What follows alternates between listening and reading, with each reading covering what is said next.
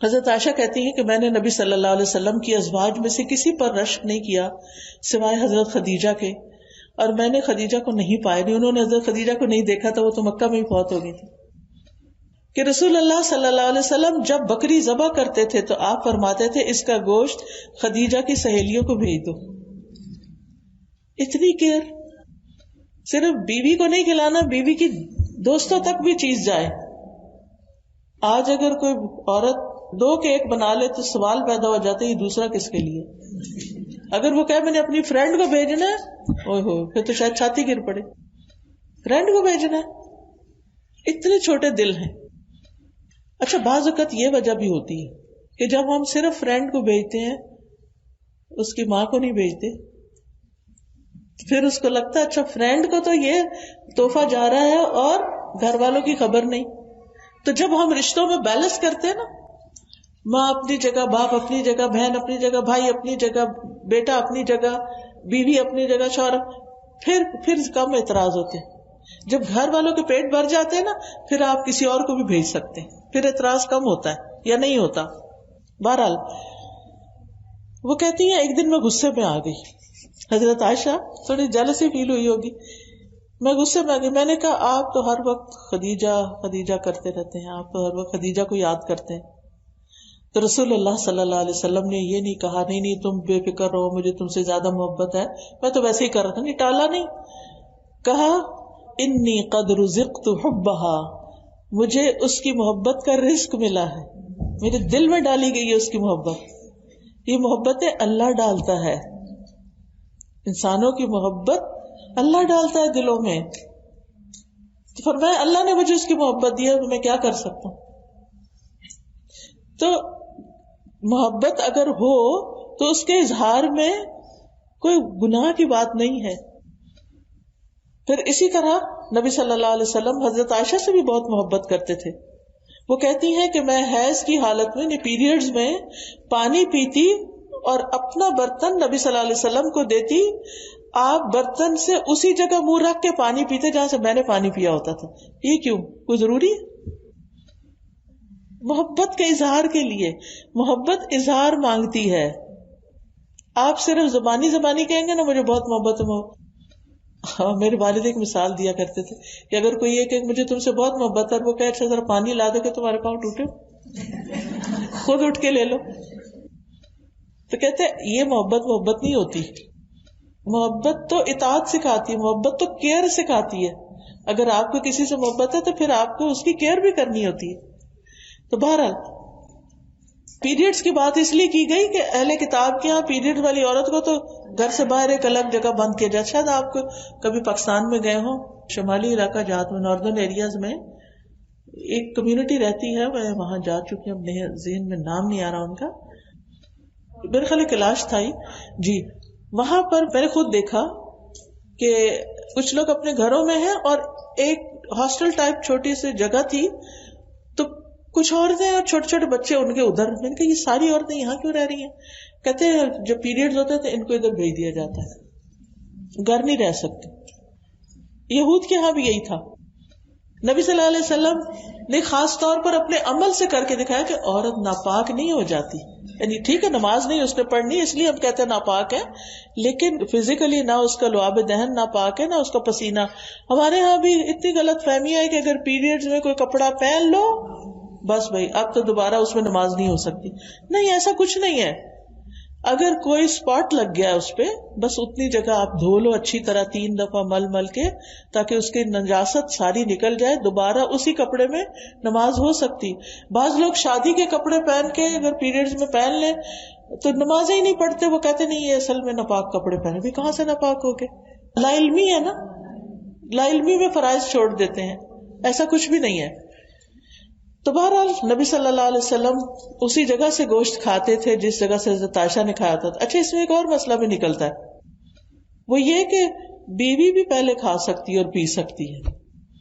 یہ کوئی ایسی بات نہیں ہے کہ اگر کٹھے کھانا کھا رہے ہیں اور بیوی نے پہلے گلاس اٹھا لیا تو شامت آ جائے یہ تو شوہر کا حق ہے کہ پہلے وہ پیے. ایسا کچھ نہیں ہے. ٹھیک ہے وہ پینا چاہتا ہے وہ پی لے، آپ پینا چاہتی ہیں آپ پی سکتی ہیں. یہ محبت کی بات ہے. جب محبت ہوتی ہے نا تو گلے شلے کو نہیں ہوتے، پھر بندے کو کمپلینٹس نہیں ہوتی، پھر انسان خوش ہوتا ہے، سیکریفائس کر کے دوسرے کو پہلے دے کے خوش ہوتا. آپ کو اپنے بچے سے محبت ہوتی ہے نا تو کیا کرتے ہیں؟ پہلے اس کو کھلاتے ہیں. یعنی میں نے ماں کو دیکھا، میری اپنی بیٹی، اس کا چھوٹا بچہ ہے، تھوڑا سا اس کی تھوڑی طبیعت کی خرابی چل رہی، تو ہم سب کھانا کھا رہے ہوتے اکٹھے، ونس اے ویک ہم اکٹھے کھانا کھاتے ہیں، تو کھانا کھا رہے تھے، وہ اس کو لے کے کھڑی ہوتی ہے، کبھی اس کو کھلا رہی ہوتی ہے، کبھی کچھ. میرا دل اپنے بچے میں پڑا ہوتا ہے، اس کا اپنے بچے میں پڑا ہوتا ہے. میں ہر تھوڑی بس ہوتی ہے یہ کھانا نہیں کھا رہی، اور وہ یہ مسلسل کر رہی ہوتی ہے کہ اس بچے کو سیٹل ڈاؤن کرے. یہ ماں ہوتی ہے نا، ہر ماں کے اندر ایسے جذبات ہوتے ہیں. کیوں؟ کیونکہ بچے سے محبت ہوتی ہے نا. جیسے نبی صلی اللہ علیہ وسلم کی غیر موجودگی میں حضرت عائشہ کے پاس ایک عورت آئی، اس کے ساتھ 2 یتیم بچیاں تھیں. تو حضرت عائشہ سے اس نے کہا کہ میں بھوکی ہوں، مجھے کچھ چاہیے. تو حضرت عائشہ نے گھر میں دیکھا تو شاید ایک کھجور تھی. اس نے کیا کیا کہ کھجور کے 2 حصے کیے، ایک ایک بچی کو دیے، ایک ایک، اور خود بھوکی رہی. یہ ماں ہوتی ہے، خود بھوکی رہتی ہے، بچے کو کھلاتی ہے. جو چیز خود پسند ہوتی ہے وہ بچے کو دے کے زیادہ خوش ہوتی ہے اپنے خود کھانے سے اور خود لینے سے. اس کو ماں کہتے ہیں. تو محبت کا عملی اظہار ہمارے عمل سے ہوتا ہے. نبی صلی اللہ علیہ وسلم سے بھی محبت کا اظہار ہمیں اپنے عمل سے کرنا ہے. پھر اسی طرح بیوی کے ساتھ وقت جو اچھا گزرے، اس اچھے وقت کی بھی تعریف کرنی چاہیے. حضرت عائشہ کہتی ہیں کہ نبی صلی اللہ علیہ وسلم حضرت خدیجہ کا جب بھی تذکرہ کرتے تھے تو ان کی بہت تعریف کرتے تھے. وہ فوت ہو چکی تھی تو بہت تعریف کرتے. ایک دن مجھے غیرت آئی، میں نے کہا آپ اتنی زیادہ، ایک سرخ مسوڑوں والی عورت، یعنی بوڑھی تھی تو ان کے دانت گر گئے تھے، تو ان کا ذکر کرتے رہتے ہیں جس کے بدلے میں اللہ نے آپ کو اس سے بہتر بیویاں دی ہیں. آپ نے فرمایا اللہ نے مجھے اس کے بدلے میں اس سے بہتر کوئی بیوی نہیں دی. یہ سنسیئرٹی ہوتی ہے نا. وہ فوت ہو چکی ہیں، وہ سامنے نہیں ہے، مگر آپ پھر بھی ان کی محبت کا ذکر کریں. کیوں محبت اتنی کرتے تھے؟ آپ نے فرمایا وہ مجھ پر اس وقت ایمان لائی جب لوگ کفر کر رہے تھے، وہ میری اس وقت تصدیق کی جب لوگ میری تکذیب کے مجھے جھٹلا رہے تھے، اپنے مال سے میری ہمدردی اس وقت کی جب لوگوں نے مجھے اس سے دور رکھا، اور اللہ عز و جل نے مجھے اس سے اولاد عطا فرمائی جبکہ میری دوسری بیویوں سے میری اولاد نہیں ہوئی. تو آپ نے محبت کی ساری وجوہات بھی بتا دی. اور یہ ایک بڑی اہم بات ہے کہ بچے کی جو پیدائش ہوتی ہے وہ میاں بیوی کے بانڈنگ کو اور اسٹرانگ کر دیتی. اس کا بھی ہم خواتین کو خیال رکھنا چاہیے. بعض اوقات ہم یہ سوچتے ہیں، جب ینگ ہوتے ہیں، میں بھی سوچتی تھی ایسے کہ ہے بچہ اگر پیدا ہو گیا نا، پھر ہماری آپس کی محبت جو ہے نا وہ کم ہو جائے گی، کیونکہ پھر وہ بچہ بیچ میں آ جائے گا، وہ انٹرفیئرنس کرے گا. لیکن میں نے دیکھا کہ ایسا نہیں ہوتا، بلکہ بچے کی وجہ سے ہسبینڈ وائف کا ریلیشن شپ اور ان دونوں کے بیچ میں کامن چیز آ جاتی ہے. دونوں مل کے ایک چیز کی فکر کر رہے ہوتے ہیں، کیئر کر رہے ہوتے ہیں. پھر اسی طرح نبی صلی اللہ علیہ وسلم جب کوئی خوشی کا موقع ہوتا تو ازواج کو بھی شریک کرتے. حضرت عائشہ کہتی ہے کہ ایک دفعہ عید کے دن رسول اللہ صلی اللہ علیہ وسلم کے سامنے کچھ حبشی کرتب دکھا رہے تھے، کوئی کھیل کا مظاہرہ کر رہے تھے. میں نبی صلی اللہ علیہ وسلم کے کندھے پر سر رکھ کر انہیں جھانک کے دیکھنے لگ گئی. یعنی آپ آگے کھڑے تھے، میں آپ کے پیچھے کندھے پہ جیسے ایسے رکھ کے ٹیک لگا کے تو دیکھنے لگ گئی. آپ نے اپنے کندھے میرے لیے جھکا دیے. آپ کا قد بڑا ہوگا اور ان کا ذرا چھوٹا ہوگا یا جیسے بھی، میں آپ کے کندھوں پر انہیں دیکھتی رہی، یعنی اسٹیک لگا کے دیکھتی رہی. جب میرا دل بھر گیا تو واپس آ گئی. اب یہ ہسبینڈ کا فیسیلیٹیٹ کرنا ہے. اگرچہ یہاں ہسبینڈ کا رول سمجھ آ رہا ہے، لیکن بعض اوقات وائس ورثا بھی ہوتا ہے نا. ہمیں کوئی سپورٹ دینی ہوتی ہے، بعض اوقات کوئی گھر میں بیمار ہو سکتا ہے. مجھے یاد ہے میرے والد جب بہت ایج ان کی ہو گئی تھی تو پھر وہ چل نہیں پاتے تھے، تو ان کے لیے ہر چیز بستر پر ہی ان کو کھانا دینا سب کچھ کرنا ہوتا تھا. میری والدہ کی ایج ان سے کافی چھوٹی تھی، لیکن پھر بھی امی بھی ایک ایج پہ آ کے تو اتنی اسٹرانگ نہیں رہی تھی، لیکن پھر بھی وہ ان کے پاس ہر چیز ان کی کرتی تھی اور ہر لحاظ سے انہوں نے اپنی ساری ایکٹیویٹی ختم کر دی. چھوٹے بچے کی طرح سارا کچھ امی کا ابا جی کے ارد گرد وہ ہو گیا تھا. اب اگر یہ محبت نہ ہو، کیئر نہ ہو، تو انسان کہتا ہے کہ اب میں یہاں سے بھاگنے کا کوئی رستہ نکالوں، اب مجھ پہ لائبلٹی آ گئی، یا کہیں جا کے جمع کراؤں کہ کوئی اور دیکھے. تو یہ محبت ہوتی ہے رشتوں کے بیچ میں، اور اللہ کی خاطر جو محبت ہوتی ہے کہ اس کا ریوارڈ اللہ سے ہمیں ملے گا، تو یہ بہت سے کام آسان کر دیتی ہے. پھر نبی صلی اللہ علیہ وسلم سے حضرت عائشہ بھی بہت چھوٹی تھی، تو وہ ان کی دلچسپیوں کا خیال رکھتے تھے. حضرت عائشہ کہتی ہیں کہ وہ ایک سفر میں نبی صلی اللہ علیہ وسلم کے ساتھ تھی، میں نے آپ کے ساتھ پیدل دوڑ لگائی اور میں جیت گئی. پھر کچھ عرصے بعد میرا جسم بھاری ہو گیا، میں نے پھر آپ کے ساتھ دوڑ لگائی، اس مرتبہ آپ جیت گئے. آپ نے فرمایا آج کی جیت پچھلی ہار کا بدلہ ہے. آج آپ دیکھیں کہ ہسبینڈ کے پاس ٹائم ہی نہیں کہ ایسی کوئی دوڑ لگائیں، یا واک ہی، ایون واک پہ جانے کا وقت نہیں ہوتا اکٹھے، کیونکہ ہوتا ہی ہے نا کہ انسان گھریلو ذمہ داریوں اور بہت ساری چیزوں سے جب فارغ ہوتا ہے تو پھر دونوں کو اکٹھے ٹائم سپینڈ کرنے کا بھی کچھ موقع مل جاتا ہے. اس کو بھی انسان اگر ایک سنت سمجھ کے کرے. آپ میں سے کتنی خواتین نے اپنے ہسبینڈ کے ساتھ دوڑ لگائی ہوئی ہے؟ وہ بس فیو ہینڈز کھڑے ہیں. واک نہیں، دوڑ. ہاں اب دوڑ لگائیں، اب دوڑ لگا کے دیکھیں. ہم نا رسول اللہ صلی اللہ علیہ وسلم کے تقدس کے بارے میں، چونکہ ہم آپ کا نام آتا ہے، درود شریف پڑھتے ہیں، آپ کی عزت کرتے ہیں، ہم سوچ بھی نہیں سکتے کہ اچھا آپ دوڑ بھی لگا سکتے ہیں، اور وہ بھی اپنی وائف کے ساتھ. یہ بھی سنت ہے، یہ بھی زندگی گزارنے کا ایک طریقہ ہے. ہماری زندگیوں سے خوشیاں ہی ختم ہو گئی ہیں، اکٹھے ٹائم سپینڈ کرنا ہی ختم ہو گیا. ایک دوسرے کو ٹائم دینا ہے کہ وقت ہے ہی نہیں. ساری دنیا کے لیے وقت ہے، بیوی کے لیے وقت نہیں. تو پھر گھریلو زندگی کیسے خوشگوار ہو سکتی ہے؟ تو گھر والوں کا حق ہوتا ہے انہیں ٹائم دینا ہوتا ہے. پھر اسی طرح تحفہ دینا.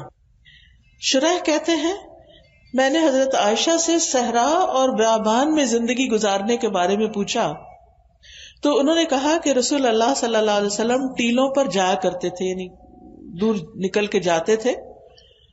آپ نے ایک بار صحرا میں جانے کا، ڈیزرٹ میں جانے کا ارادہ کیا تو میرے پاس صدقے کے اونٹوں میں سے ایک اونٹ بھیجا جس پر سواری نہیں ہوئی تھی، اور مجھ سے فرمایا عائشہ اس کے ساتھ نرمی کرنا، کیونکہ جس چیز میں بھی نرمی ہوتی ہے وہ اس سے عمدہ اور خوبصورت بنا دیتی ہے، اور جس چیز سے بھی نرمی چھین لی جائے وہ اس کو عیبدار کر دیتی ہے.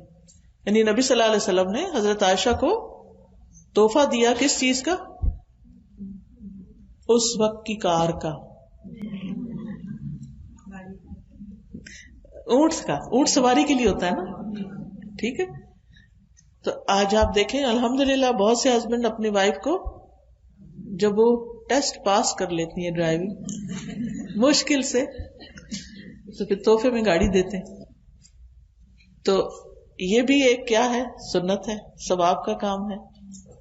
اور ایسے تحفے دے کے جتانے نہیں چاہیے.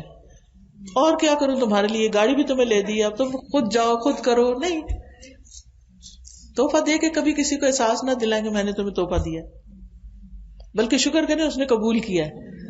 خوشی اس کی ہوتی ہے نا کہ قبول کر لیتا ہے. پھر اسی طرح آپ گھر والوں کے آرام کا بھی خیال رکھتے تھے. حضرت عائشہ فرماتی ہیں کہ میرے پاس نبی صلی اللہ علیہ وسلم میری باری کی رات میں تھے. آپ نے کروٹ لی اور اپنی چادر اوڑھ لی اور جوتے اتارے اور ان کو اپنے پاؤں کے پاس رکھ دیا. کہاں سوتے تھے؟ نیچے، ٹھیک ہے. اور اپنی چادر کا کنارہ اپنے بستر پر بچھایا اور لیٹ گئے. اور آپ اتنی ہی دیر ٹھہرے کہ آپ نے گمان کر لیا کہ میں سو چکی ہوں.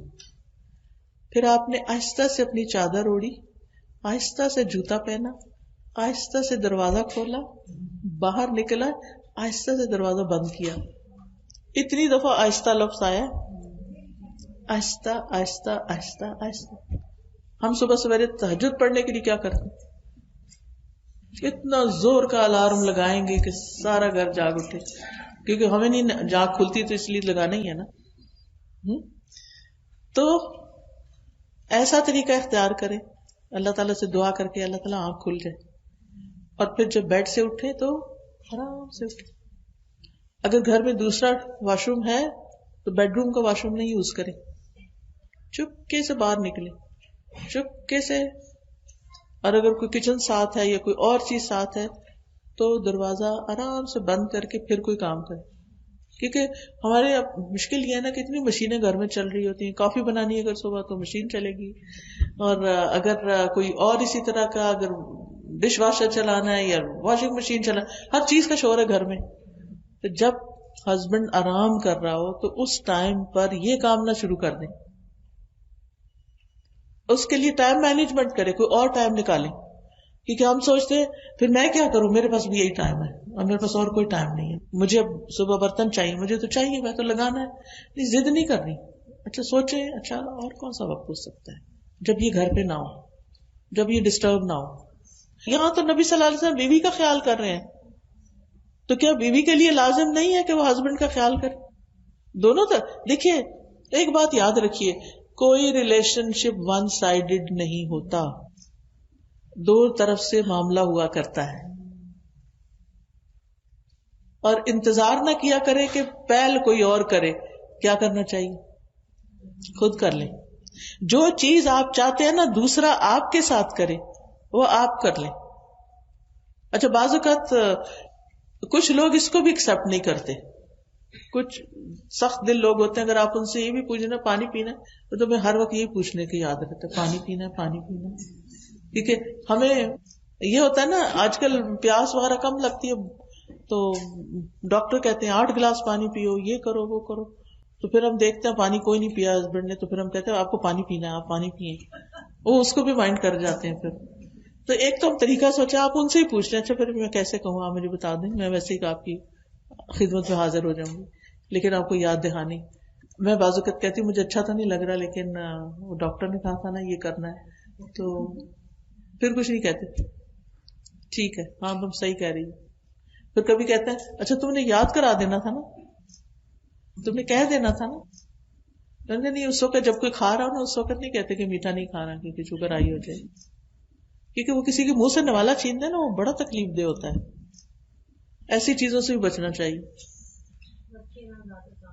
سامنے نہ رکھیں, یہ بہت اچھی ٹپ ہے, سامنے نہ رکھیں, خود سامنے بیٹھ کے نہ کھائیں. یعنی کچھ چیزیں پھر سیکریفائس ساتھ چلنے کے لیے کرنی پڑتی ہے نا, تب ریلیشن شپ اچھے ہوتے ہیں. بہت سی خواتین شکایت کرتی ہیں وہ ہمارے ہسبینڈ تو نماز پڑھنے کو بھی مائنڈ کرتے ہیں, ان کو تو میری نماز بھی اچھی نہیں لگتی. یہ نہیں بتاتی کیوں نہیں اچھی لگتی, مسئلہ کیا ہے. کئی خواتین کیا کرتی ہیں, ادھر سے ہسبینڈ کے آنے کا وقت انہیں جلدی سے نماز شروع کر دی, ان کے آنے سے پہلے پڑھ لوں, اور آنے پر بھی ختم نہیں کرتی, نہ سلام نہ ویلکم نہ کچھ. تو پھر نتیجہ کیا نکلتا ہے, وہ چپ کر کے پھر دیکھیں گے ہاں نماز پڑھ رہے ہیں, پھر نماز پڑھ رہے ہیں, پھر نماز پڑھ رہے ہیں. ہاں اگر آپ کو پتا ہے کہ اس وقت وہ نہیں تو جو مرضی کریں, لیکن بعض اوقات اچانک بھی ایسے ہو جاتا ہے, آپ کو نہیں پتا تھا اس وقت کوئی آئے گا, آپ شروع کر دیتے ہیں. لیکن اپنی طرف سے کوشش کریں کہ ایسی چیزیں کم ہوں. اور اسی طرح بعض اوقات ہم کوئی ذکر کر رہے ہوتے ہیں نا, کوئی وظیفہ کر رہے ہوتے ہیں, اتنے میں آ جاتے ہیں وہ فجر پڑھ کے سلام کرتے ہیں, چپ اسمائل تو دے دیں, کم از کم چپ کرا رہے اسمائل ہی دے دیں. اسمائل دے کے پھر اس کے بعد روک لے وظیفہ تھوڑا سا, اس سے کچھ فرق نہیں پڑتا. یہ جو پابندیاں لگا دیتے ہیں نا, بغیر بولے اتنی دفعہ پڑھے 1000 دفعہ, وہ بڑی مشکل کر دیتا ہے. ایسا دین میں کچھ بھی نہیں ہے. کہیں نبی صلی اللہ علیہ وسلم نے اس طرح کی پابندیاں نہیں لگائی کہ 1000 دفعہ بغیر بولے پڑھیں گے. وہ ضرور انسان. اچھا تو کچھ لوگ اور ایکسٹریم پہ چلے جاتے ہیں, وہ اعتکاف بیٹھتے ہیں لکھ لکھ کے, چابی کہاں رکھی ہے وہ لکھ کر دیں گے, بولیں گے نہیں. تو نیچرل رہیں, نیچرل. اچھا پھر اسی طرح ایک دفعہ سفر کے موقع پر آپ صلی اللہ علیہ وسلم اپنی ازواج کے پاس تشریف لائے. اونٹ ہانکنے والا اونٹوں کو تیز تیز چلا رہا تھا, بڑی ریش ڈرائیونگ کر رہا تھا. اس کا نام انجشا تھا. آپ نے فرمایا انجشا تیری خرابی ہو, اونٹوں کو آہستہ چلاؤ, نازک آبگینے سوار ہیں, کرسٹلز ہیں, ڈیلیکیٹ کرسٹلز ہیں, تم اتنی دھکے لگا لگا کے اونٹوں کو بھگا رہے ہو. اوپر آپ کو پتا نا اونٹ کی پھر اگر اونٹ بھاگے تو پھر اوپر بیٹھنے والے کا حال کیا ہوگا, اس کا انجر پنجر ڈھیلا پڑ جائے گا. تو آپ نے اس کا بھی خیال رکھا کہ دیکھو ان کو تکلیف نہ پہنچے. یہ کیئر ہے نا. پھر اسی طرح حضرت انس کہتے ہیں میں نے دیکھا کہ رسول اللہ صلی اللہ علیہ وسلم حضرت صفیہ کی وجہ سے اپنے پیچھے اونٹ کی کوہان کے ارد گرد اپنی عبا سے پردہ کیے ہوئے تھے، یعنی کور کیے ہوئے تھے ان کو. جب وہ سواری پہ سوار ہوتی آپ اپنے اونٹ کے پاس بیٹھ جاتے، اپنا گھٹنا کھڑا رکھتے، حضرت صفیہ اپنا پاؤں آپ کے گھٹنے پہ رکھ کر یعنی سیڑھی بنا کر اوپر بیٹھتی تھی. سبحان اللہ. یعنی اور یہ کوئی عام انسان نہیں ہے، یہ اللہ کے رسول ہیں جن پر اللہ تعالیٰ درود بھیجتے ہیں، ان کی تعریف کرتے ہیں ملائے اعلیٰ میں، جن پر فرشتے درود بھیجتے ہیں، جن پر درود بھیجنا ہمارے لیے لازم کر دیا گیا ہے. یہ اللہ کے رسول ہیں صلی اللہ علیہ وسلم. یہ اپنی بیوی کو سوار کرنے کے لیے اپنا گھٹنا آگے کر رہے ہیں کہ اس پہ پاؤں رکھ کے چڑھ جاؤ، آسانی دینے کے لیے. اور آپ کو پتا ہے حضرت صفیہ کون ہے؟ پتا ہے نا؟ کتنے لوگوں کو پتا ہے؟ یہودی کی بیٹی تھی جو آپ کا بہت دشمن تھا، لیکن یہ مسلمان ہو گئی. جنگ میں پکڑی ہوئی آئی تھی نا، پھر ان کو آزادی ملی، پھر نبی صلی اللہ علیہ وسلم نے ان سے نکاح کیا. ورنہ آپ سوچتے اس عورت کا باپ تو ایسا ویسا تھا. جیسے افسوس کے ساتھ کہنا پڑتا ہے بعض مردوں کی نیچر ہوتی ہے کہ بیوی کو ماں باپ کے تانے دیتے رہتے ہیں مرد، سمجھ نہیں آتی کیوں، ان کا کیا قصور ہے، ان کو بھی بیچ میں رگید لیتے ہیں. انہوں نے پیدا کر کے پال کے جوان کر کے آپ کو دیا ہے تحفہ اور آپ اس کی یہ قدر کر رہے ہیں، کتنی ناشکری کی بات ہے. پھر اسی طرح بیوی کی مشکلات میں آپ ساتھ دیتے تھے. حضرت عائشہ کہتی ہیں کہ ہم رسول اللہ صلی اللہ علیہ وسلم کے ساتھ کسی سفر میں تھے، جب ہم مقام بیدا یا ذات الجیش پر پہنچے تو میرا ہار کھو گیا. رسول اللہ صلی اللہ علیہ وسلم ہار کی تلاش میں وہیں ٹھہر گئے، لوگ بھی آپ کے ساتھ ٹھہرے، پورے لشکر کو روک دیا. اگر آپ 2-4 فیملیز مل کے جا رہی ہیں اور آپ کی کوئی چیز کھو جائے اور آپ سب کو روک دیں تو پھر کیا ہوگا؟ اور کیا ہوا؟ وہاں پانی نہیں تھا، لوگوں کی نماز جا رہی تھی. حضرت ابوبکر کو لوگ کہہ رہے تھے دیکھیں آپ کی بیٹی نے کیا کیا. ان کو غصہ آیا، وہ آئے حضرت عائشہ کے خیمے میں. نبی صلی اللہ علیہ وسلم حضرت عائشہ کی گود میں سر رکھ کے سو رہے تھے، تو حضرت ابوبکر نے حضرت عائشہ کو سائڈ پہ زور سے ایسے کیا، تمہاری وجہ سے یہ سب ہو رہا ہے. باپ تھے نا. لیکن نبی صلی اللہ علیہ وسلم نے ایک بات بھی نہیں کی حضرت عائشہ کو کہ تمہیں ہار پہن کے آنے کی کیا ضرورت تھی. اور وہ بھی ایک روایت میں آتا انہوں نے کسی سے ادھارا لیا تھا. کوئی بات نہیں، کبھی کبھی جیسے شادی ہوتی ہے تو سارا زیور، اب تو اتنا مہنگا ہو گیا سونا، اتنے بڑے بڑے ہاتھ تو نہیں بنائے جا سکتے، اب تو آرٹیفیشل بھی ہوتا ہے.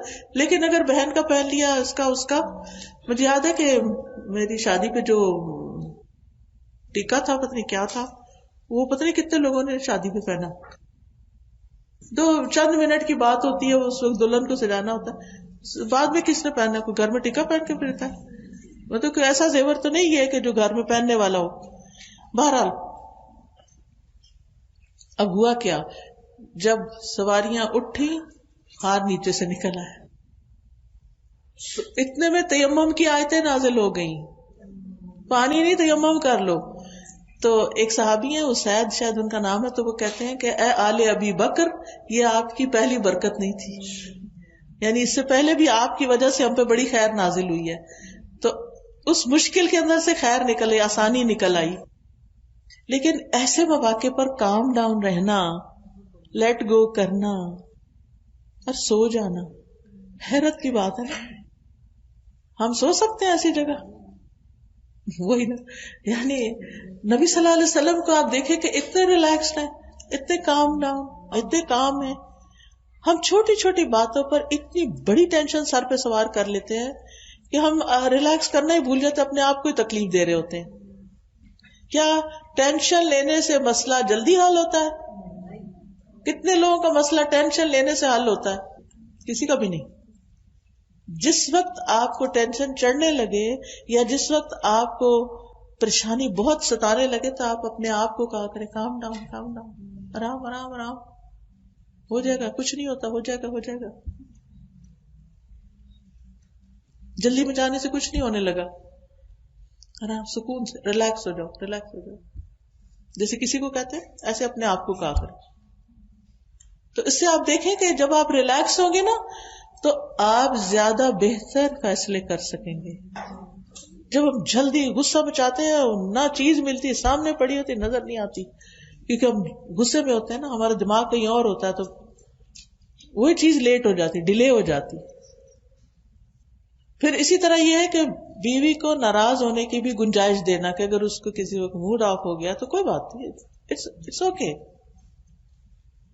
حضرت عائشہ کہتی ہیں کہ رسول اللہ صلی اللہ علیہ وسلم نے مجھ سے فرمایا جب تم مجھ سے راضی ہوتی ہو تب بھی مجھے پتہ چل جاتا ہے اور جب ناراض ہوتی ہو تب بھی مجھے پتہ چل جاتا ہے. میں نے کہا آپ کو کیسے پتہ چلتا ہے؟ آپ نے فرمایا جب تم مجھ سے راضی ہوتی ہو تو مجھ سے یوں بات کرتی ہو محمد کے رب کی قسم صلی اللہ علیہ وسلم، اور جب ناراض ہوتی ہو تو کہتی ہو ابراہیم کے رب کی قسم.